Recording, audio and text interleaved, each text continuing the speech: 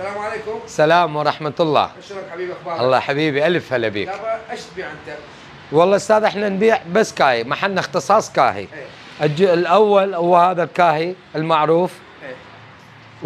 والثاني هو هذا الكاهي صحولة بورق محشي مكسرات جوز وغازو. ايش قد سعره؟ هذا القطعة الأولى سعرها 1000 دينار وهي القطعة سعرها 1000 وربع. هذا شنو استاذ؟ هذا شنو هذاك؟ هذا الجريم كاهي عبارة عن كاي بس تقلاء وليس شوي. زين. هاي القطعة مالته تصير ب 1000 دينار. 1000 دينار. زين. هاي النوع الثالث اللي هو النوع البسبوسة، أيضا كاهي هم تقلاء يكون شكلها هذا الشكل. تمام. النوع الأخير اللي هو شعيبيات عبارة عن كاي محشي فستق حلبي.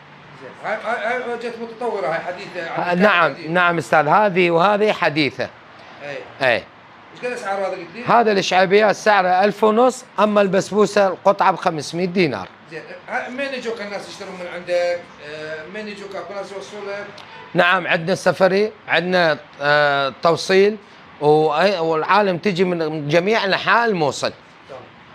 اسم محلك وموقعك وين؟ موقعنا اسمه كاهي الدواسة في حي النور قرب مجسر حاملة الجرار. استاذ هذول يدخلون لهم شيره، ما عندك شيره؟ كل الأجزاء بها الشيرة، 5 أنواع هي شيرة وياها. خلي الشيره وياك فوقها، تمام؟ نعم. اللي هي الشيره، هذا الاستاذ. هاي الشيرة نموذج قطع الكاهي، والشيرة دائما تصير حارة أبرد جو، الشيرة مالتنا تصير حارة. عاشت ايدك. وتتفضلوا بألف عافية.